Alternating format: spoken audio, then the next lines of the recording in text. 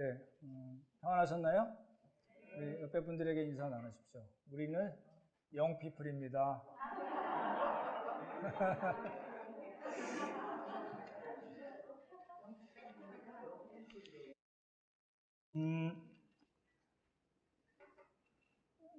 저도 영피플이라서 같이 속으로 찬양을 드렸습니다. 감사를 드리고요. 오늘 빌립보서 강의 29번째입니다. 두 가지 대조와 선택이라는 제목으로 하나님 말씀 전하겠습니다. 먼저 우리가 해야 될 게 있죠? 암송 한번 같이 해보겠습니다. 10절부터 12절까지만 저는 이제 굉장히 현실적인 사람이라서 목표를 12절까지만 잡았는데 내가 그리스도와 우리 같이 한번 안 해오셨던 분들은 한번 성경 보시면서 하셔도 되고 같이 한번 암송하겠습니다. 시작. 내가 그리스도와 그 부활의 권능과 그 고난에 참여함을 알고자 하여 그의 죽으심을 본받아 어떻게 해서든지 죽은 자 가운데서 부활에 이르러 하노라. 내가 이미 얻었다 함도 아니요 온전히 이루었다 함도 아니라 오직 내가 그리스도 예수께 잡힌 바 된 그것을 잡으려고 달려가노라. 아멘. 잘하시네요. 너무 잘하셨습니다. 우리 두 가정이 암송하신 걸 저한테 동영상 보내주신 게 하나 있고요. 또 우리 요즘 받으셨죠? 우리 소희인 집사님께서 10절부터 14절까지 제가 오늘 여러 번 듣고 오늘 아침에도 확인했는데 한 글자도 안 틀리게 가사를 다 곡으로 만들어서 넣으셨더라고요. 자꾸 들으면요 이게 중독성이 있습니다. 한번 여러분 자꾸 들으시면 좋을 것 같습니다. 오늘 제목이 이제 두 가지 대조와 선택이거든요. 근데 이제 구조를 먼저 알아야 된다고 말씀을 드렸는데 10절부터 21절까지 구조는 이렇게 되어 있습니다. 이렇게 또 설명을 좀 드릴게요. 10절 상반절이죠. 그러니까 10절 상반절이 A라고 일단 붙여 놓으시면 10절 상반절 내가 그리스도와 그 부활의 권능과 그 고난에 참여함을 알고자 하여 이게 이제 A거든요. 그리고 B 파트는 그의 죽으심을 본받아 어떻게 하든지 죽은 자 가운데서 부활에 이르러 하노니 요거라고 그랬죠. A와 B는 병행 구절이라고 말씀드렸습니다. 그래서 B가 A를 다시 보충해서 설명해 주는 것, 내용은 같은 거라고 말씀을 드렸죠. 그래서 보십시오. 여기가 어디예요? 예, 그렇죠. 네, 죽음으로 비유한 빌립보 교회의 상황 아시죠? 어디로 바울이 끌고 가려고 그래요? 예, 부활로 정상적인 신자의 믿음으로 끌고 가려고 하는데 바울의 힘으로 할 수 없으니까 뭐가 필요해요? 예, 그 부활의 권능, 능력이 필요하고 그리고 바울의 입장에서는 어떤 고난이 있어요? 고난과 죽으심을 본받는 것. 그렇죠? 죽음, 부활, 능력, 고난, 죽음을 본받음. 요 구조로 갖고 있다고 말씀드렸습니다.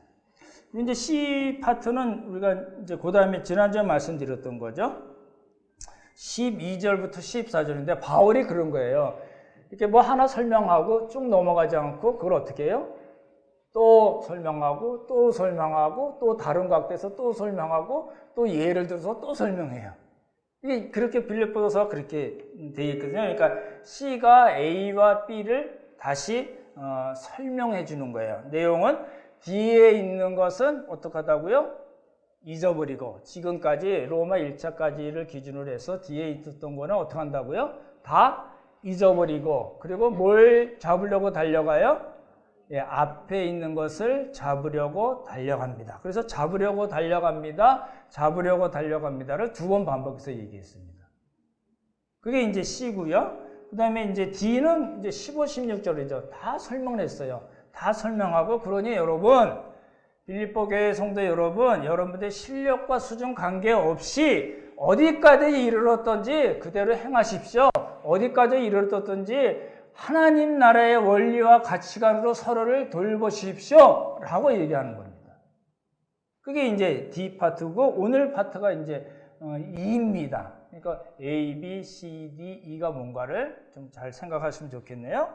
그래서 오늘 그 본문은 이제 17절부터 21절인데 그거는 바울이 지금까지 그렇게 권면한 성경적인 근거, 왜 그렇게 바울이 권면을 했는가를 밝히는 겁니다.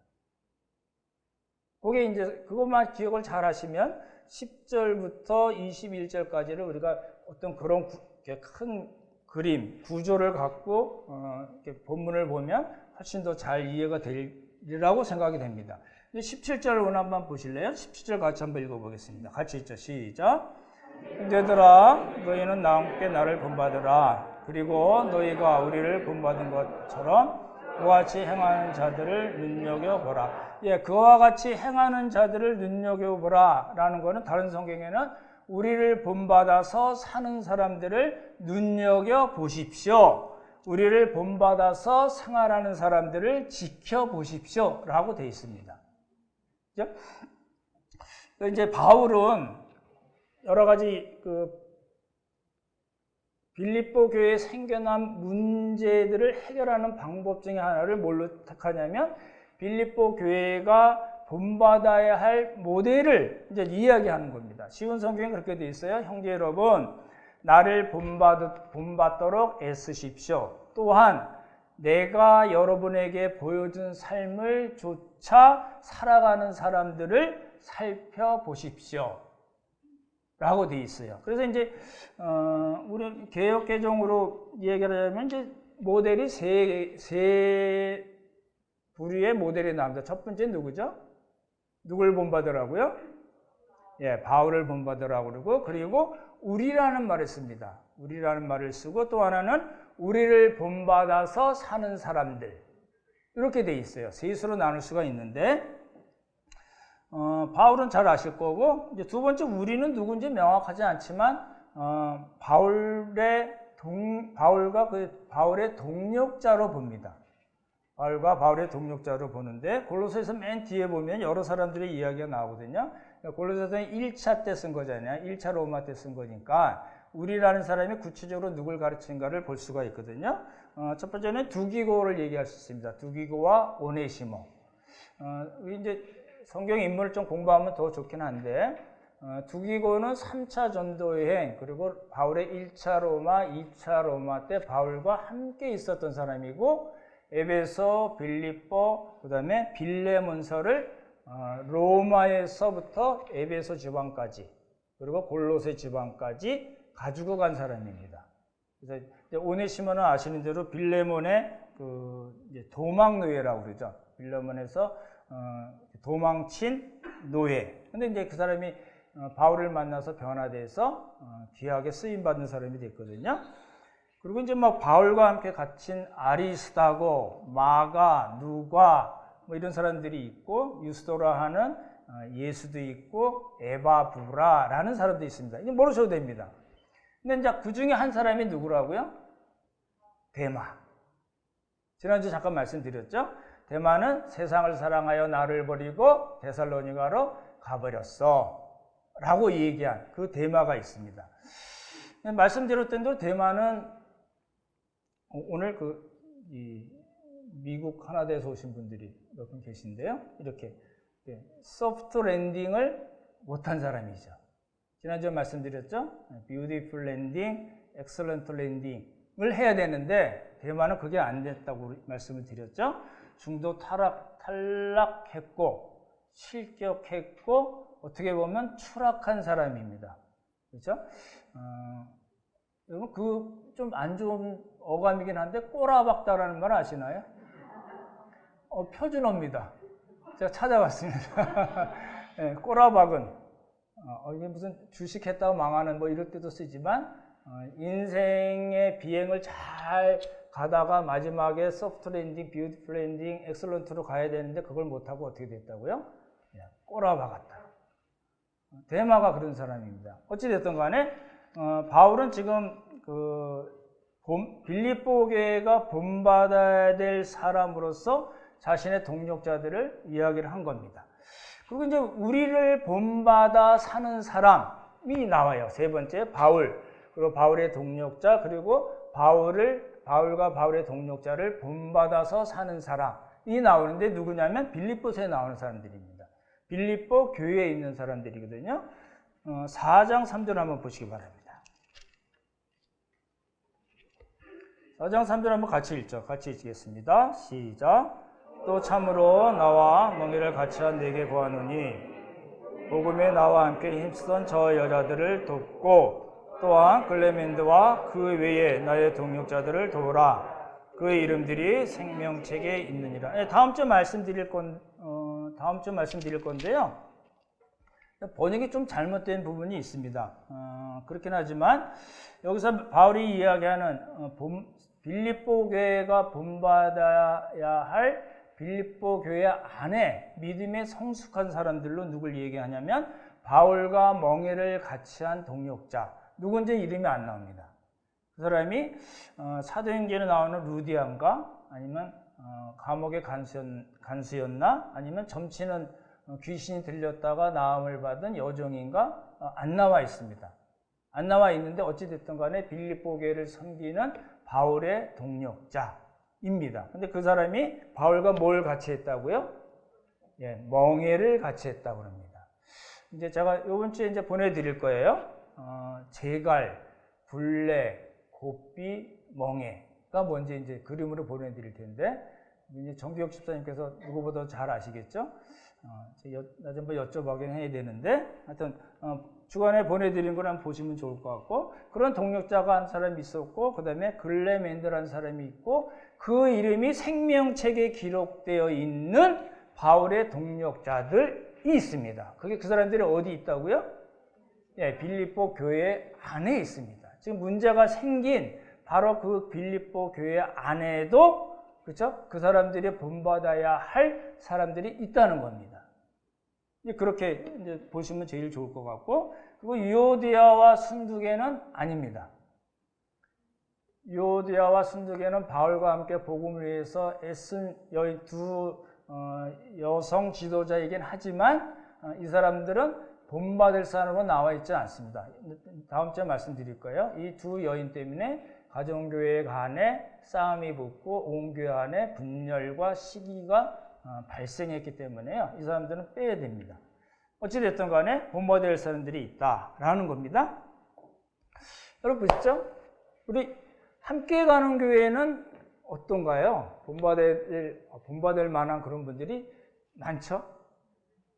저는 그렇게 봅니다. 여러분 이렇게 한번 보십시오. 여러분 이렇게 서로를 한번 보십시오. 그리고 옆에 뒤에 앞에 이렇게 한번 보십시오. 여러분이 보고 계신 분들이 여러분들이 본받아야 될 그런 믿음이 성숙한 사람들입니다. 아닌데 이러시지 마시고 야구 선수가 제가 항상 말씀드리지만 3할만 치면 엄청 잘 치는 겁니다. 그렇죠? 그러니까 우리 모두는 우리에게 배울 점이 있는 사람들로 존재하고 있습니다. 에이, 저 사람은 저게 안 좋아. 저 사람은 저게 나빠. 저건 나 정말 너무 싫어하는 거야. 이렇게 생각하지 마시고, 그분에게서 내가 배울 게 뭔가를 우리가 봐야 된다는 겁니다. 그렇죠? 그냥 드리는 말씀이 아니고, 그렇게 봐야 된다는 겁니다. 그리고 바울이 나중에 또 말씀을 하겠지만, 무엇이든지 어떻게 하십시오. 무엇이든지 어떻게 하십시오. 무엇이든지 어떻게 하십시오. 하고 7가지를 쭉 얘기해요. 그거는 뭘 얘기하냐면 완전한 사람이 되라는 그런 의미가 아니고 지금 우리가 1알도 못 치고 2알도 못 치고 3알도 못 치는 그런 사람이라 할지라도 우리의 목표는 거기에 있습니다. 라고 다시 아주 엉망에 죽음에 비유할 수밖에 없는 그런 사람들이 있는가 하면 그렇지 않고 잘 우리가 본받을 만한 사람이 있는가 하면 그 둘을 끌고 어디로 간다고요? 예, 무엇이든지 칭찬하고 사랑할 만하고 흠모할 만한 그런 예수 그리스도의 제자들로 살아가십시오 라고 끌고 가는 겁니다. 그래서 빌립보서가 그렇게 구성이 돼 있어요. 그러니까 우리가 잘라가지고 김밥자에서 잘라가지고 뭐가 들었냐 안 들었냐 이런 얘기가 아니라 어떤 사람을 단면으로 잘라서 이 사람은 이게 나쁘고 저게 나쁘고 이렇게 이해할 것이 아니라 어떻게 이해해야 된다고요? 우리가 그랬지만 우리가 지금 성화 과정에 있는 사람들이기 때문에 우리는 우리 서로에게 어떻게 한다고요? 예, 본받을 점이 당연히 있는 사람들이라는 거예요. 그리고 거기서 멈추지 않고 우리 다 함께 어디로 가요? 정말 하나님께서 원하시는 그런 예수 그리스도를 닮은 사람으로 우리가 한 걸음 한 걸음 한 걸음 한 걸음 매일매일 성화의 단계로 있는 사람들이다 라는 겁니다. 그래 그런 관점에서 이제 보시면 좋을 것 같아요. 이제 그 이제 17절에서 이제 바울이 본받는 거에 대한 이야기를 이야기하고 18절부터 이제 20절까지는 이제 대조를 합니다. 보십시오. 바울이 잘 쓰는 방법이 이 대조법이거든요. 그러니까 어떤 극명한 그 두 그룹의 극명한 대조를 통해서 다시 빌립보 교회를 권면하는 그런 방식으로 오늘 본문이 이제 이루어져 있습니다. 그걸 잘 기억을 해 두시면 좋겠네요. 빌립보서에는 이제 두 가지 대조가 나오거든요. 하나는 이제 아까 말씀드렸던 믿음이 성숙하지 못한 그런 신자와 믿음이 성숙한 신자에 대한 그런 대조가 있습니다. 이제 제 표현을 하면 숨은 대조입니다. 그게 명확하게 드러나지 않아서 이런 사람들을 본받으십시오라는 거는 그렇지 않은 사람과 믿음이 성숙한 사람이 있다는 그런 대조고, 그렇죠? 이제 그럴 때는 이제 그 바울이 그런 성도들을 그렇게 권면할 때는 굉장히 조심해서 이렇게 쑥 애둘러서 얘기하는 방식을 취합니다. 이제 너희들은 B급, C급이야. 그러니까 A급을 본받아 이렇게 표현하지 않습니다. 그렇죠? 네. 근데 이제 그 아주 강하게 이야기하는 거는 말씀드렸던 유대주의자들, 율법주의자들에 대해서 신자와 그런 율법주의자를 대조해서 얘기할 때는 아주 강하게 표현합니다. 개들, 할례당, 행악하는 자들 이렇게 표현했잖아요. 그렇죠? 기억나시죠? 근데 오늘 본문은 이 신자와, 그렇죠? 그리스도 안에 있는 신자와 그리스도 밖에 있는 불신자를 대조하는데 굉장히 아주 극명한 대조법을 씁니다. 이제 오늘 그걸 볼 거예요. 이제 오늘 본문 구조가 그렇게 되어 있어요. 보십시오. 제가 A 그룹에 속한 사람들, 그 다음에 B 그룹에 속한 사람들이 있어요. 근데 A 그룹에 속한 사람들이 어떤 사람이고 그 사람들은 어떻게 살고 그 사람들의 삶의 결국은 무엇인가를 바울이 설명하고, 다시요. 그리고 B 그룹에 있는 사람들 똑같은 방법을 씁니다. B 그룹에 있는 사람들은 어떤 사람들인가, 그 사람들의 정체성을 이야기하고 그 사람들은 어떻게 사는 사람들인가, 그리고 마지막 그 사람들의 결과, 그 사람들의 삶의 끝은 무엇인가를 대조하는 방식으로 그렇게 A, B 그룹을 나눠서 1, 2, 3, 1, 2, 3 이렇게 아주 굉장히 논리적으로 이제 오늘 본문이 구성이 되어 있습니다. 이해되시죠? 또 해요? 예, 이제 그걸 기억을 해 두시면 좋겠어요. A라는 그룹에 있는 사람들의 삶의 가치관과 추구하는 것은 뭔가, 그리고 그 결과는 무엇인가. B라는 그룹에 있는 신자 그룹이겠죠. 그 사람들은 어떤 사람이고 어떤 가치관으로 살고 무엇을 추구하는 사람들이고, 그리고 그 끝은 무엇인가를 설명함으로써 지금 죽음으로 비유할 수 있는 그런 빌립보 교회, 그 구렁텅이에 빠진 빌립보 교회를 끌어안고 어디로 끌고 가겠다고요? 부활로, 그렇죠? 정상적인 신자의 믿음으로 끌고 가겠다라는 게 바울의 전략입니다. 되시죠? 이제 그 A 그룹에 해당하는 사람들은 이제 18절 한번 보시기 바랍니다. 어떤 사람들인가? 18절 같이 읽죠. 시작.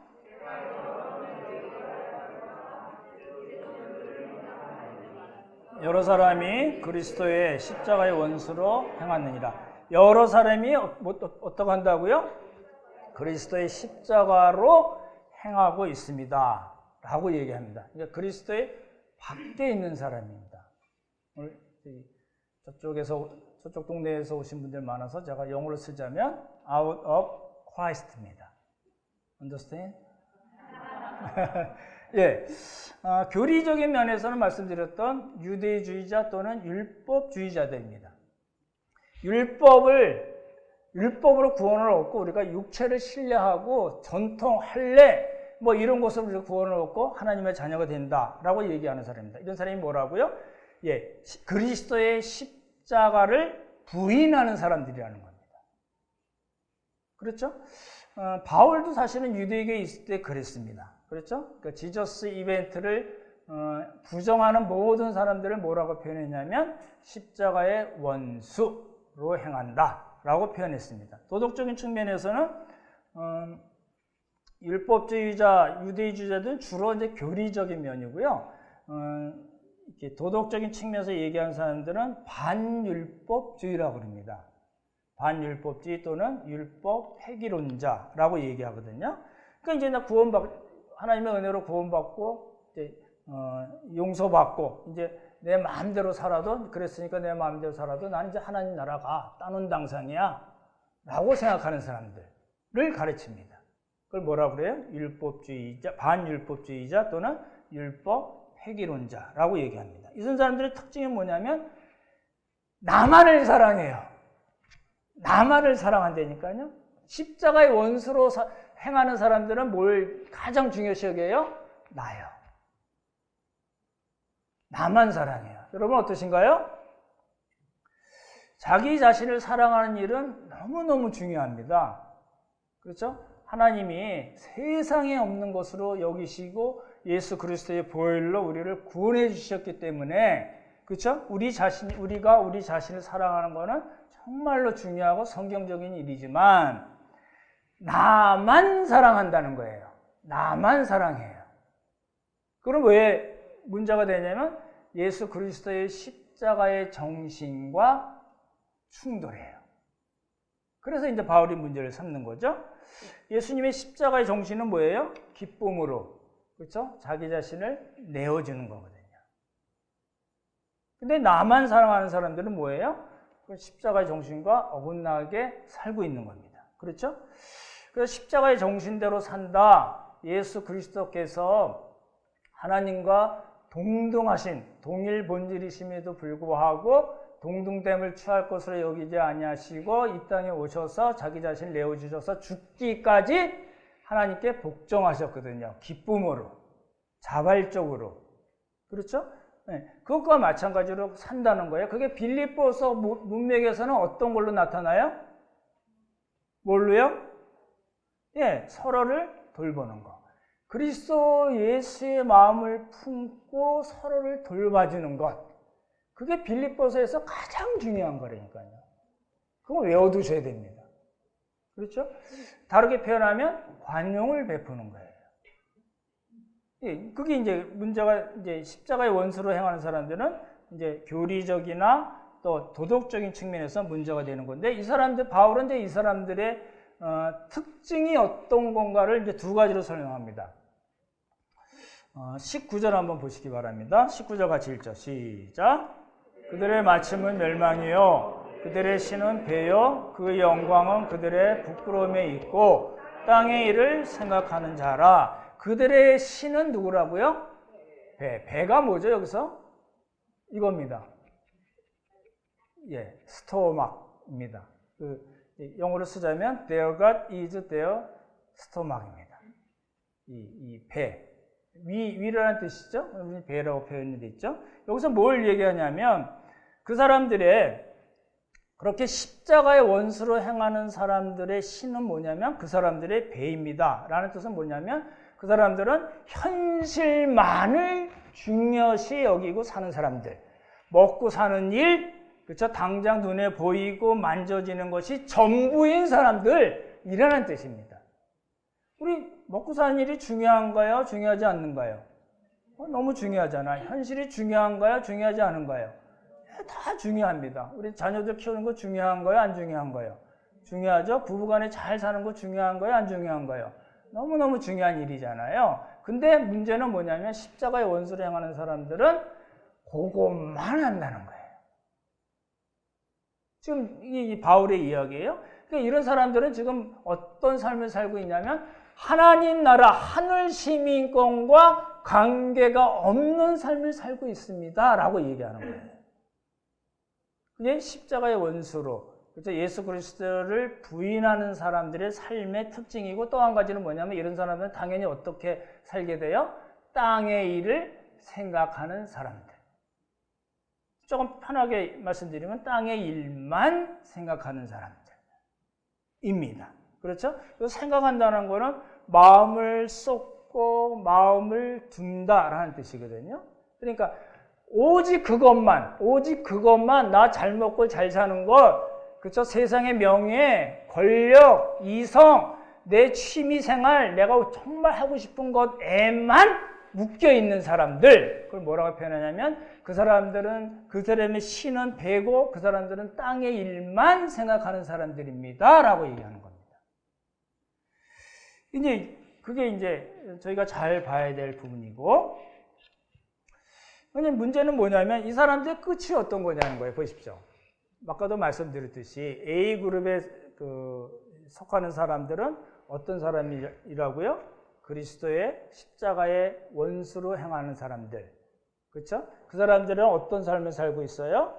그 사람들의 신은 배고, 그렇죠? 이 땅의 일만 생각하는 사람들, 하늘을 볼 이유가 없는 사람들입니다. 근데 그 사람들의 결과가 어떻게 된다고 나와 있어요? 예, 우리 다시 한번 보시면 좋겠네요. 19절 다시 한번 보죠. 시작. 그들의 마침은 멸망이요, 그들의 신은 배요, 그의 영광은 그들의 부끄러움에 있고 땅의 일을 생각하는 자라. 예, 뭐라고요? 그 사람들의 끝은 뭐라고요? 그 사람들의 그렇게 사는 사람들의 영광이 뭐라고요? 하나님 앞에 섰을 때 영광이 뭐예요? 부끄러움, 수치예요. 아, 내가 왜 그렇게 살았지? 라는 거예요. 그리고 그 사람들의 마침은 뭐예요? 멸망입니다. 그래서 이런 사람들이 어떤 사람들이라고요? 예, 십자가의 원수로 행하는 사람들이라는 겁니다. 그러니까 이 땅에 살면서 영원한 가치를 영원토록 남는 그것을 위해서 사는 삶이 하나도 없다는 거예요. 그렇죠? 이제 그렇게 이해하고 이제 B 그룹에 해당되는 사람들을 이제 바울이 이야기합니다. 우리를 본받아서 사는 사람들. 아까 본받는 것에 대해서 말씀을 나눴는데, 여기서 이제 우리라는 거는 아까도 말씀드렸듯이 그리스도 밖에 있는 것이 아니라 그리스도 안에 있는 사람들이에요. 보십시오. 조금 어려울 수가 있는데, 그리스도 밖에 있는 사람들은 그런 사람들이에요. 근데 이제 그리스도 안에 있는 사람들을 지금 바울이 이야기하는데, 단순히 구원을 받은 사람들은 당연히 이렇게 삽니다. 실제적으로 이렇게 삽니다라고 얘기한 거하고 조금 달라 보여요. 그래서 어려운 부분이 있는데, 내용적으로 조금 더 깊이 들어가면 우리를, 바울과 바울의 동력자 빌립보 교회에 있는 믿음이 성숙한 사람들을 본받아서 사는 사람들은 내용적으로 조금 깊이 말씀을 드리면 예수 그리스도의 마음으로 하루하루를 사는 신자들을 의미합니다. 이게 빌립보서 문맥에서 얘기해요. 그렇죠? Out of Christ가 아니라 in Christ이긴 한데, 그렇죠? 예수 그리스도 안에 있기는 하지만 그 사람들의 삶이 어떤가를 이야기할 때는 내용적으로는 단순히 구원을 받은 사람으로만 보기가 조금 어렵게 돼 있어요. 그걸 한번 보시면 좋겠네요. 그래서 이제 본받는다는 말 때문에 먼저 믿은 분들이 중요합니다. 오늘 특성화한 영피플들이 뭘 보고 신앙생활에 도움을 받을 수 있을까요? 영피플이니까 그렇지 않은 분들은 올드는 아니고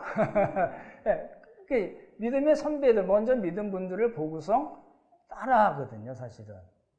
그러겠죠? 그래서 제가 청년부 때부터 많이 썼던 표현인데, 히든 커리큘럼이라는 게 있습니다. 커리큘럼이라는 건 어떤 교과 과정을 얘기하잖아요.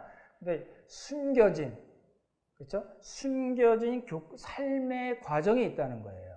아, 이렇게 교회 생활 하다 보니까, 아, 이게 신앙생활은 이렇게 하는 거구나. 나 저 사람 모르게 저 사람 따라 해야지. 라고 생각하는 거.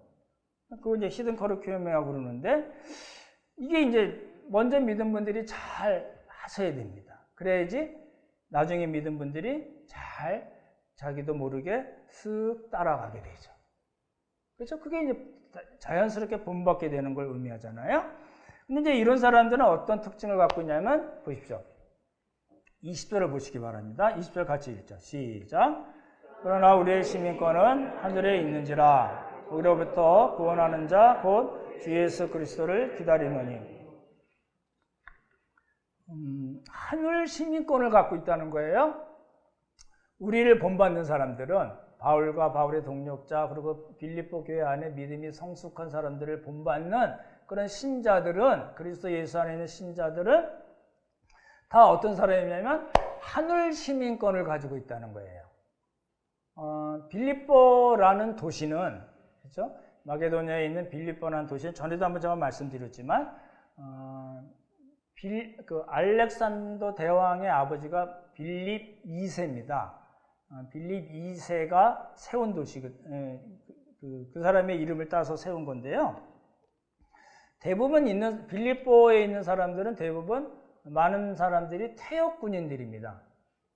그죠? 군생활을 마친 사람들을 그쪽으로 이주를 시켰는데, 그 사람들은 대부분 이제 로마 시민권자들이에요. 그리고 언어는 라틴어를 써요.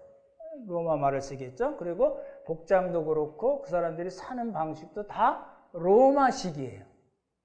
근데 이제 빌립보라는 그 도시가 그 사람들만 있는 것이 아니고 타지방에서 들어온 사람들이 있고 수공업을 한다든지 상업을 한다든지 그런 무역을 한다든지 또는 노예들도 있었어요. 그 사람들은 시민권이 없었어요. 그러니까 한 도시, 빌립보라는 도시에 살면서 어떤 사람들은 시민권이 있고 로마 시민권이 있고 어떤 사람들은 로마 시민권이 없으면 이 빌립보 교회 역시 그런 사람들로 구성이 되어 있을 거고, 그 사람들은 이 시민권이 얼마나 중요한가에 대해서 잘 알고 있었던 사람입니다. 제가 요즘 카톡에도 잠깐 올렸지만 제가 요즘 빌립보서 첫 번째 설교부터 다시 차 타고 왔다 갔다 하면서 듣는데, 이제 1, 2, 3, 4, 5, 6이 그 첫 번째 파트에 해당되거든요. 여러분 다시 들으시면 좋을 것 같은데, 근데 빌립보에 사는 사람들은 그런 거예요. 시민권을 갖고 있는 사람들은 로마 황제가 주다.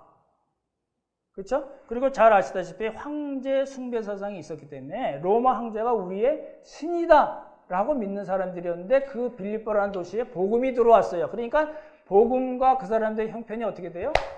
충돌을 하게 되는 겁니다. 그러면서 바뀐 거예요. 우리의 주인은 예수 그리스도다 라는 사람들이 생겨난 거예요. 그 사람들에게 지금 바울이 그 사람들이 잘 알고 있었던 시민권이라는 것으로, 여러분들은 예수 그리스도로 말미암아 하나님을 믿게 된 여러분들, 성령의 중생의 역사를 입은 여러분들은 전부 하나님 나라 시민권자들입니다 라고 얘기할 때 이 사람들은 시민권에 대한 이야기를 잘 알고 있었기 때문에 그 말뜻이 무엇인가를 잘 알아들었다는 겁니다. 보십시오. 어떻게 알아들었을까요? 시민권이 있다고 생각하는 사람들은 시민으로서, 그 빌립보에 살면서 로마 제국의 시민으로 산다는 것이 뭔지를 잘 알고 있었던 사람들이에요. 뭐예요? 시민으로서의 권리도 있지만 뭐예요? 당연히 해야 할 일이 있는 것을 알았던 사람들이에요. 그런 사람들에게 여러분들은 하늘 시민권을 갖고 계십니다 라고 얘기할 때 무슨 말인지 금방 알아들었을 거예요. 그렇죠?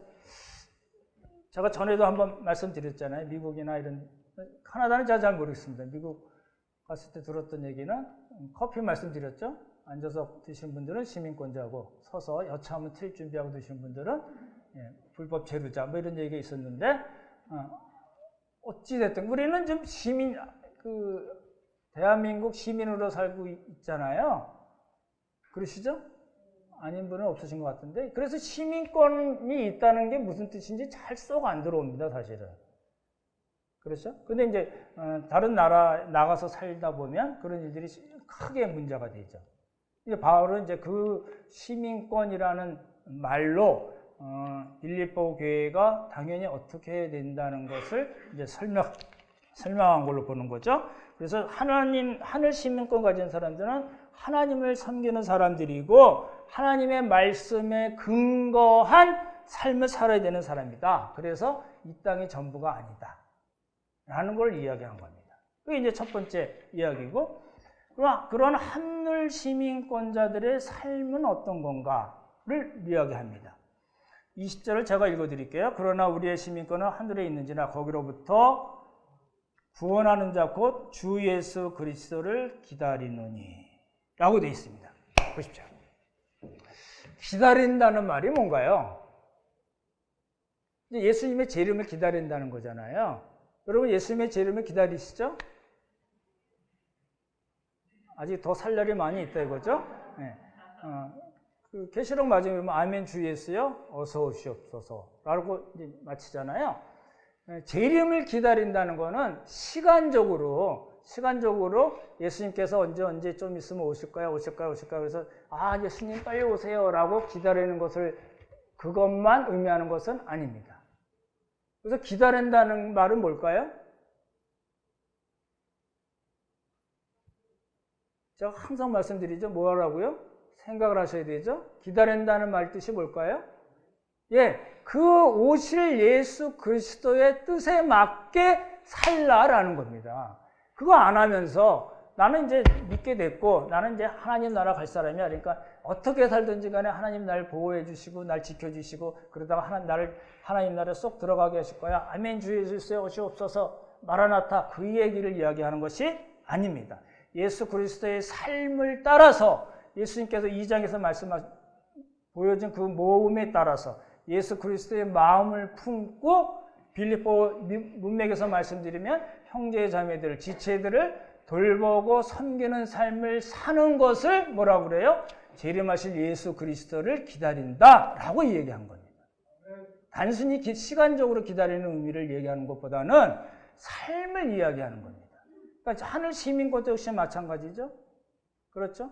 하나님 나라의 시민으로 사는 것이 어떤 건가를 이야기하고 또 여기에요. 주 예수 그리스도를 기다린다.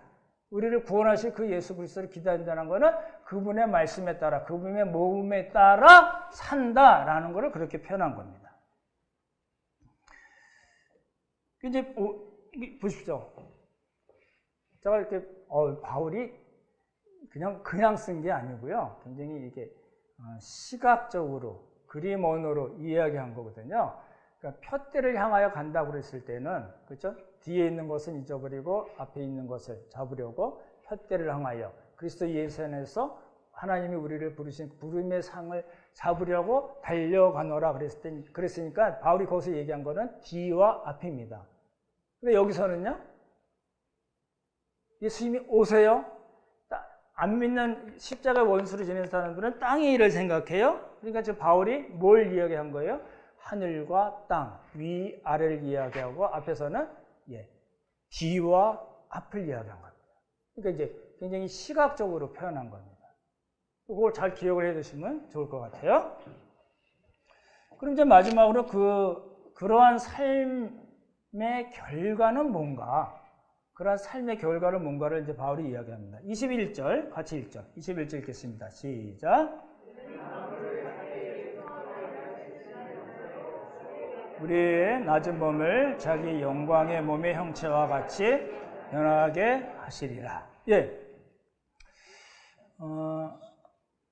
여러 번 말씀드렸어요. 지금 우리가 이 땅에 발을 딛고 살 동안은 바울은 우리를 어떻게 표현하냐면 낮은 몸으로 표현합니다. 아직 뭐가 충분히 차지 않았고 아직 도달해야 될 곳으로 가지 않은 사람들을 표현하는 그런 표현법이거든요. 그러니까 우리는 지금 어떠하든지 낮은 몸을 갖고 있습니다. 근데 그 낮은 몸이 어떻게 된다고요? 예수 그리스도의 영광의 몸의 형체와 같이 변하게 하실 것이다. 지난번에 말씀드렸던 부활체의 의미입니다. 우리는 이미 영적으로 부활한 사람들이지만 아직 육체적으로 우리의 바디가 아직 죽고 나서 부활한 사람들은 아니잖아요. 그렇죠? 그러니까 예수 그리스도 오실 때 우리의 죽었던 그런 육체들도 다시 다 부활하는 겁니다. 그래서 몸의 부활을 이야기하고, 그렇죠? 그래서 부활체라고 말씀을 드렸죠. 고린도전서 15장에 보면 나중에 이제 고린도전서 말씀드릴 때 언급을 하겠지만 하늘에 속한 자의 형상을 입으리라 라고 얘기되어 있어요. 예수님께서 재림하실 때 우리는 하늘에 속한 예수 그리스도의 형상을 입을 것입니다 라고 얘기했어요. 이게 우리의 부활의 소망이거든요. 이제 바울이 지금 그 얘기를 하는 거예요. 그러니까 우리의 삶의 결과는 그런 것입니다 라고 얘기하는 거예요. 그러니까 우리는 지금 어떤 사람들이냐면 하늘 시민권을 갖고 있는 사람인데, 여러분 그러신가요? 하늘 시민권을 갖고 계신가요? 시민권자신가요? 예. 네, 그런 사람들은 예수 그리스도의 재림을 기다려요. 예수님의 삶을 우리의 모범으로 삼아서 사는 사람들이에요. 그렇죠? 그리고 그 결과는 뭐라고요? 우리는 영광스러운 몸을 입을 것이다. 이제 실감이 안 나는 말씀입니다. 단순히 이제 믿음으로 우리가 받아들여야 될 문제이긴 하지만, 이것도 여러분 나이를 점점 먹잖아요. 그러면 이제 그쪽으로 이렇게 쓱 관심이 갑니다. 아, 나는 좀 있으면 영광스러운 몸을 입을 거야. 싫어하시는 표정들이라서 이제 오늘 이제 말씀 이제 좀 정리를 해야 될 것 같아요.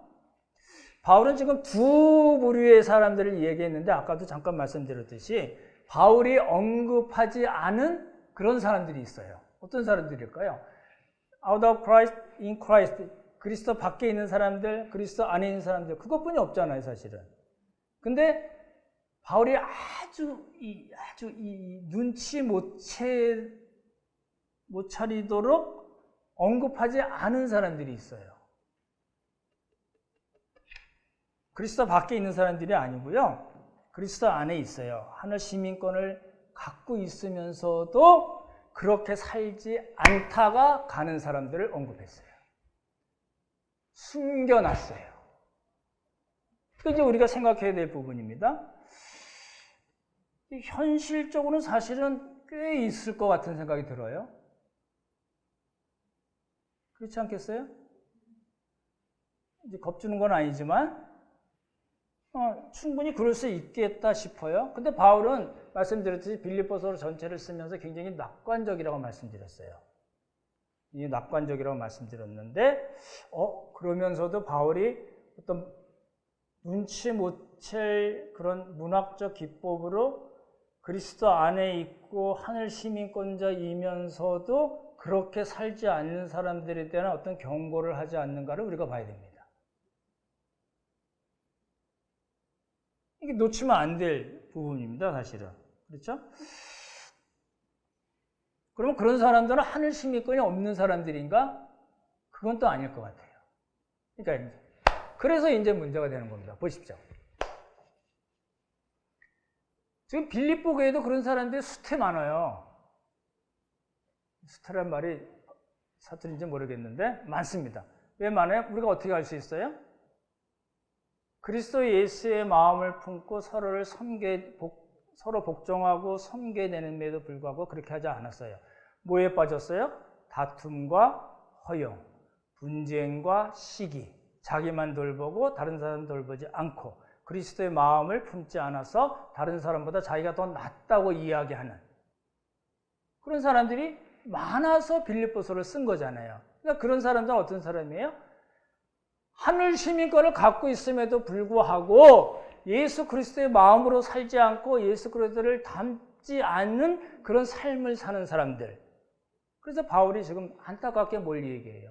나를 본받고 나의 동역자들 본받고 여러분 곁에 있는 믿음이 성숙한 사람들 여러분 본받으십시오 라고 얘기한 겁니다. 그러니까 제가 심각하게 말씀드렸던 바울이 숨겨놓은 다른 한 그룹이 있는 것은 아닙니다만, 그렇죠? 바울의 그런 문학적 기법을 통해서 우리가 정신 차려야 될 그런 부분이 있다는 겁니다. 그걸 놓치면은 바울이 지금 오늘 이야기한 걸 다 놓쳐요. 나는 예수 그리스도 안에 있고 나는 하늘 시민권을 가진 사람이야. 그러니까 나는 어떻게 하든지 가. 어떻게 하든지 하나님 앞에 가. 아까 말씀드렸던 율법 폐기론자로 갈 수가 있다는 겁니다. 반율법주의로 빠질 수가 있다는 겁니다. 그러니까 나는 우리 형제 자매들 돌보는 일을 나는 안 할래. 그러면은 아슬아슬한 겁니다. 여러분이 신앙생활을 어떻게 하셨고 얼마나 하셨든지 간에 지금 여러분이 신앙생활을 잘하고 있다고 생각하실지 모르지만 밖에서 보는 제3자 입장에서 보면 사실은 아슬아슬한 겁니다. 바울은 지금 그렇게 이야기하고 있지 않아요. 우리는 하늘 시민권을 갖고 있고 예수 그리스도를 기다리면서 예수 그리스도의 삶을 닮아가면서 그리고 사는 사람들입니다. 우리의 결국은 영광스러운 몸입니다. 라고 이야기하면서 지금 죽음과 같은 상황에 빠져있는 그 사람들을 어디로 초대해요? 영광으로의 초대를 하고 있는 겁니다. 당연히 응해야 되겠죠. 그렇죠? 지금 그걸 얘기하는 거예요. 그래서 여러분들도 영원한 가치를 갖는 삶을 사시기 바랍니다. 라고 바울이 간곡하게 부탁하는 겁니다. 말씀을 정리해 보겠습니다. 우리도 이렇게 살아야 돼요. 보십시오. 어떻게 하면 서로를 돌보고, 보십시오. 이제 지금 빌립보서 강의를 처음 듣는 분이 몇 분 계시잖아요. 아주 간단해요. 간단한 걸 지금 29번째 하고 있는데요. 앞으로도 7, 8번 더 해야 될 것 같아요. 근데 핵심은 그거예요. 핵심은 뭐냐면 예수 그리스도의 마음을 품지 않고 내가 그래도 너보다 나아. 넌 C급이고 나는 그래도 B급인 것 같아. 라고 생각하는 사람들이 그것 때문에 형제 자매를 돌보지 않아요. 마음이 붕 떠 있어요. 그거를 바울은 뭘로 비유를 했냐면 죽음으로 비유하고 그 사람들을 자기가 예수 그리스도의 능력으로 고난에 동참하고 죽음을 본받아서 부활로 정상적인 그런 사람으로 정상적인 삶을 사는 크리스찬으로 만들고 싶습니다. 라고 얘기한 게 빌립보서 전체 내용입니다. 그러니까 어떻게 하라고요? 우리도 어떻게 하라고요? 우리 자신을 낮춰야 됩니다. 그리고 그리스도 예수의 마음을 품어야 됩니다. 품은 그리스도의 마음으로 우리 옆에 있는 형제 자매들을 끌어안고 우리도 부활로 달려가야 됩니다. 가장 좋은 방법을 현실적으로 이제 우리 교회, 함께하는 교회 입장에서 설명드린다면 그렇게 할 수 있는 좋은 것은 사실은 작은 교회입니다. 또 작은 교회 뭐 이렇게 하려고 그러는 아니요. 그거 아니고요. 저는 그렇게 생각합니다. 뭐 10명 안 되는 그렇죠? 그 범위 내에서 우리가 같이 생활하다 보면 눈에 보이잖아요. 보이면 어떡하라고요? 그리스도의 마음을 품고 어떡하라고요? 돌봐주세요. 나만 돌보지 말고 그거는 십자가의 정신과 맞지 않다고 말씀드렸잖아요. 그렇게 우리가 함께 생활하면서 하나님의 말씀 보면서 함께 지내고 함께 돌보고 그러면서 점점 예수 그리스도의 마음을 품는 것에 아주 익숙해지고 그걸 통해서 우리 형제자매들 돕고 그것이 뭐예요? 하나님 나라 영광에 참여하는 삶이 된다는 겁니다. 그게 바울이 지금 그 3장 전체에서 이야기하는 겁니다. 보십시오. 많은 분들이 정말 그래요. 교회를요, 어떻게 생각하냐면 조직체로 생각하는 거예요.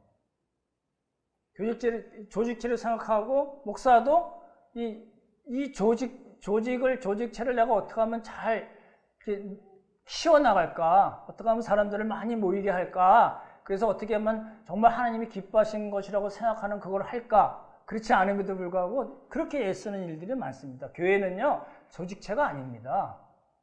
성경에 어디에 조직체란 말이 나오나요? 조직이 필요하긴 하지만 그거는 생명유기체를 더 돕기 위한 조직이라는 거죠. 그렇죠? 그럼 우리는 모두 다 뭐예요? 우리는 다 생명유기체의 지체로 있는 겁니다. 그렇잖아요? 그러니까 뭐가 필요해요? 오늘 빌립보서 말씀을 근거로 말씀드리면 자발적으로 섬기는 삶을 여러분들이 어떻게 하셔야 된다고요? 선택하셔야 됩니다. 그렇죠? 그래서 오늘 설교 제목이 뭐예요? 두 가지 대조와 선택으로 잡은 겁니다. 교회에서 요구한 대로 교회에 충성된 그런 사람 되지 마십시오. 교회에 충성할 일이 뭐가 있어요? 목사에게 충성할 일이 뭐가 있어요? 그런 조직체나 어떤 한 개인에게 충성하는 것이 아니잖아요, 우리는. 그렇잖아요? 기쁨으로 서로를 세워주고 돌보고 섬기는 삶을 사는 겁니다. 여러분, 그거 선택하십시오. 제가 개인적인 말씀을 드리면은 제가 평생의 그 개인적인 모토로 삼는 거는 선택과 집중입니다. 근데 너무 선택의 폭이 좁아가지고 문제이긴 한데, 여러분도 그렇게 사시면 좋을 것 같아요. 선택하셔야 됩니다. 우리가 10가지를 다 할 수가 없어요. 한두 가지만 잘해도 잘하는 겁니다. 선택하고 올인하십시오. 그렇죠? 집중하셔야 됩니다. 모든 것을 다 너 아니면 나 죽어, 이런 마음을 가지면 상당히 불편하긴 하겠지만 그리스도의 마음으로 그 일을 감당하시면 좋을 것 같아요. 그렇지 않습니까? 아무쪼록 하나님께서 우리에게 그리스도의 마음을 주셔서 정말 하나님 나라의 영광스러운 그 영광의 초대를 생각하면서 우리 자신을 기쁨으로 자발적으로 드리는 우리 모두가 되기를 주님의 이름으로 축원합니다. 참 좋으신 성부, 성자, 성령 하나님, 우리는 참으로 어리석고 연약하고 또 하나님 앞에 사악하기까지 합니다. 하지만 저희들 사랑하셔서 그나마 이렇게 함께 우리 형제 자매들과 신앙생활 할 수 있게 허락하심을 감사드리고, 또 우리가 처한 환경에서 또 우리 실력과 수준이 어떠하든지 간에 그대로 우리가 행할 수 있도록 도와주시고, 또 이 자리에 멈추지 않게 하시고, 정말 바울이 이야기한 대로 푯대를 향해서 달려나가는 우리 모두가 되도록 주님 도우시고 함께 하시고 축복하여 주시옵소서. 하나님 은혜 감사드리오며 귀하신 예수님 이름 받들어 기도드렸사옵나이다. 아멘.